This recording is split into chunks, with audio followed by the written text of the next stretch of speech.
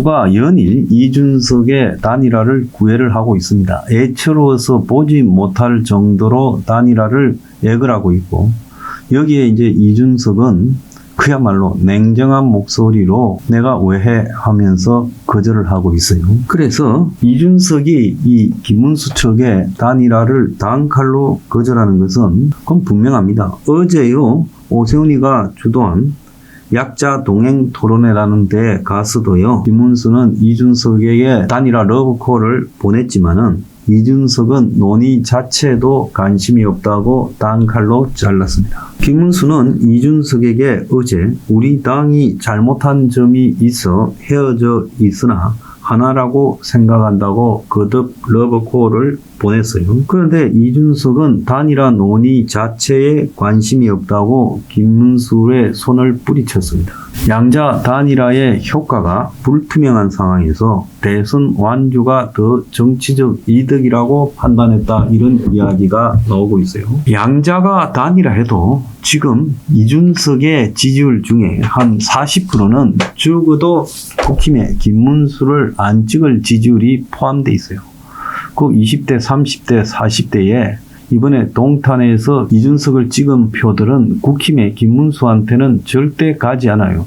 그러니까 단일화를 해서 김문수 지지율과 이준석 지지율을 합한 그 합계 지지율보다 더 높은 플러스 시너지 효과 지지율이 나와야 이재명에게 한번 해볼까 말까인데, 지금 둘이 산술적으로 합쳐도 오차 범위 밖에서 지고, 여기에 이준석의 지지율이 다 가지 않고 빠져나가서 기권이나 이재명에게 갈 가능성이 높은 그런 지지층이 있다는 점. 이준석 입장에서는 어차피 단일화하면 지지율이 높은 김문수로 단일화되고, 자신은 김문수하고 공동정부 구성이나 뭐 총리나 이런 것들을 가지고 이제 합당한 이후에 하겠다라고 이야기할 수밖에 없을 건데, 그런데 김문수가 이겨야 총리도 하고, 이겨야 무슨 공동정부를 구성하고 책임 총리제를 하고 뭐 그렇게 되지, 김문수가 현재 단일화 해줘도 이길 가능성이 사실상 별로 없는 상황에서 이준석이가 김문수 도와주고 단일화 효과가 나타나지 않은 채 져버리면 이준석은 그동안에 지가 독자 행보를 한 것이 모두 헛것이 된다는 거예요. 그래서 이준석의 계산은 뻔하다고 나는 보고 있습니다. 한동훈이나 이준석의 계산이 둘 다 비슷할 거라고 보고 있는데요. 이준석은 지금 이번에 대선에서 김문수가 국힘이 역대 최대 표차로 참패를 하게 되거나, 그러지 않아도 10%가 넘는 기록적인 참패를 갖다가 하게 되면 국힘은 지금 내부적으로 무너져 버릴 거다. 자, 거기에서는 김문수는 선거 당일날부터 사라져야 될 거고, 또 국힘의 지도부 자체가 붕괴되어 버릴 거고, 한동훈이가 차지하겠다 하지만 한동훈 싫어하는 사람도 많고 하니까 이준석이가 나는 한동훈이보다 더 경쟁력이 있으니까 국힘이 대선 참패로 초토화되고 난 이후에 그 국힘을 갖다가 자기가 접수해서 이번에 얻은 득표율 결과 이준석은 7, 8%만 얻어도요, 과거에 정의당 수준보다 높기 때문에 자신의 득표율이 매우 중요하다고 생각할 겁니다.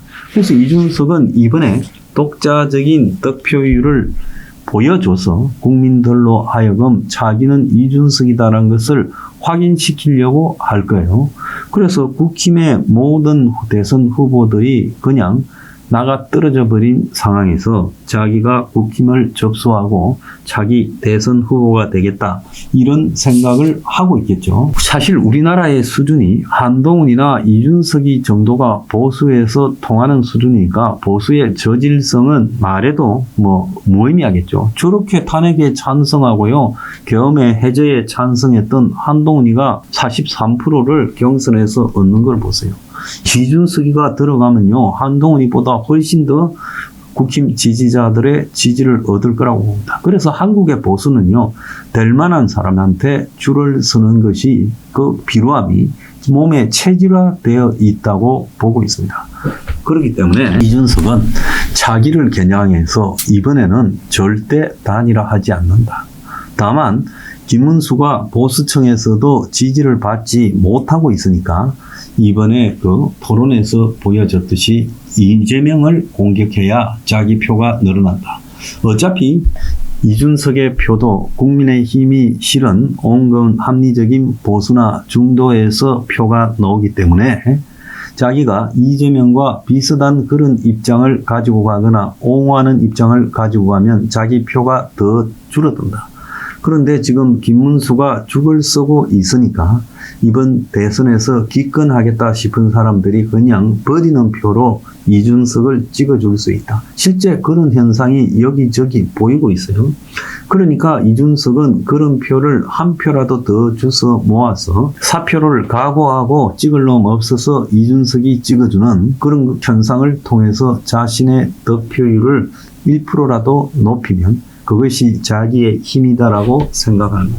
그러니까 김문수가 이재명을 오차범위 내로 따라잡는 그런 일이 없는 한은 이준석과 김문수의 단일화는 없을 것이다. 저는 그렇게 보고 있습니다. 그런데 김문수가 오차범위 안으로 이재명을 추격할 가능성이 없기 때문에요. 단일화라는 것은 그야말로 헛된 망상에 불과하다. 저는 그렇게 생각합니다. 지기현 판사에 대한 룸살롱 접대설 이야기가 지금 한간을 뒤덮고 있어요. 어제는 지기현 판사가 비슷한 배경으로 해서 동행자들과 삼겹살을 먹고 있는 그런 사진도 나왔어요. 그래서 뭐가 진실인지 지금 상당히 의문입니다.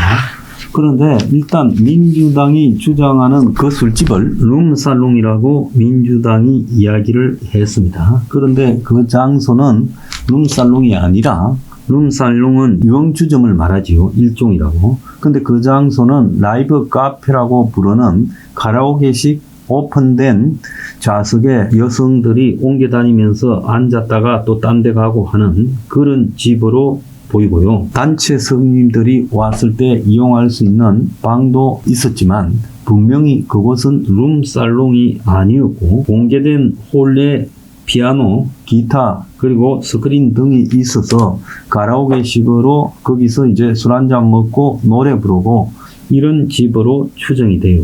그래서 주인은 가끔 오던 변호사가 지난달 초에 예약을 했는데 예약 당일 예약자와 다른 두 사람이 와서 여기저기 사진을 찍어 갖고 사진 찍다가 손님들하고 다투기도 했다면서 지부장 판사는 모르는 사람이고 가게에 왔는지에 대해 기억도 없다고 말하고 있어요. 대법원에서도 해당 주점에 사람을 보내서 사실관계를 확인한 걸로 보여요. 그런데 지금 법조계에서는 민주당이 공개한 사진이 지기현 판사가 그 집에서 술을 먹었다고 볼 수 있는 확실한 확정도 없이 아니면 말고 식으로 사법부를 흔드는 공작을 하고 있다. 이렇게 말을 하고 있어요. 자, 지기현 판사는 어제 재판에 앞서서요. 룸살롱 접대는 사실이 아니고 그런 데 가서 접대받는 생각도 해보지 않았고 자신은 삼겹살에 소맥 사주는 사람도 없다. 이런 식으로 말을 했습니다. 자, 그러면서 지기현 부장 판사는 지금 중요한 재판이 진행되고 있는 과정에서 판사에 대한 뒷조사와 계속적인 의혹 제시, 외부의 자극적인 공격이 계속되고 있는 것은 판결 자체에 영향력을 미칠 수 있다. 그래서 재판의 신뢰 유지 차원에서 입장을 밝히지는 않겠지만 민주당의 계속된 공격에서 신뢰 유지 차원에서 자신이 입장을 밝혔지만 앞으로 민주당의 공격에 일일이 대응하지 않겠다라고 말을 했어요. 자, 룸살롱 접대 사진이라고 공개한 것은 일단 룸살롱은 아니다. 그 장소 자체가 그건 검증이 됐고요. 남성 2명과 어깨동무하는 사진 그리고 해당 장소의 내부 사진 이거는 그날 접대받는 당일날 찍은 게 아니라 다른 한 변호사가 예약해서 사람 2명 데리고 와서 찍었다는 사진이죠. 또 외부 홀에 여성들이 앉아있는 장면을 찍은 사진 이것만 공개를 했고요.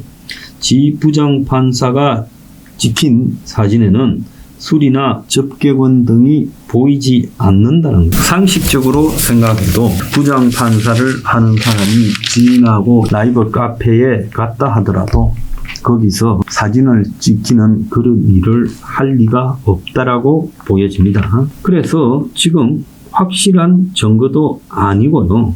본인이 기껏해야 삼겹살에 소주 마시는 그런 상황인데 접대받지 않았다고 말을 했어요. 지금 민주당이 면책이 되는 국회에서만 공격하고 있지 이걸 갖다가 명확하게 결정적인 증거를 공개하지 못하고 있고 최근에는 국민의힘 주진우 의원이 룸살롱에 갔다라는 사진을 민주당이 공개했는데 주진우는 선배 부부의 생일 파티 사진을 룸살롱으로 왜곡했다고 말하고 있어요.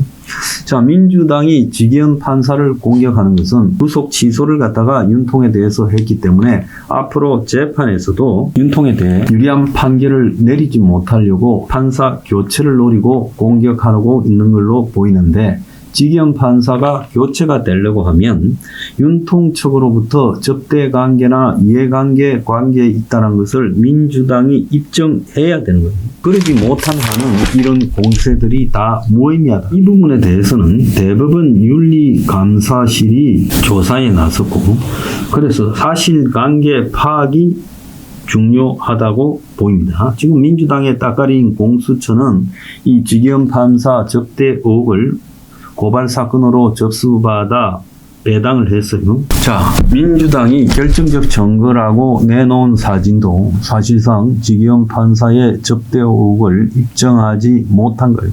그래서 이제 여기에 대한 소동을 그만둬야 된다. 이것도 대선에 영향을 미치고자 하는 소동일 뿐이다. 자, 지금 사법부에 대한 전방위 공작의 연장성산에서 나온 것이다.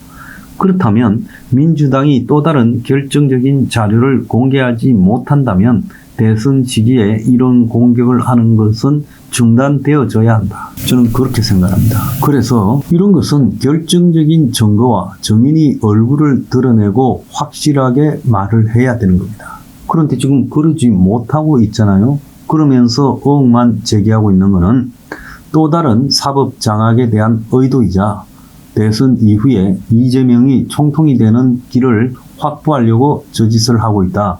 그런 생각이 듭니다. 그래서 즉각 중단하길 바란다.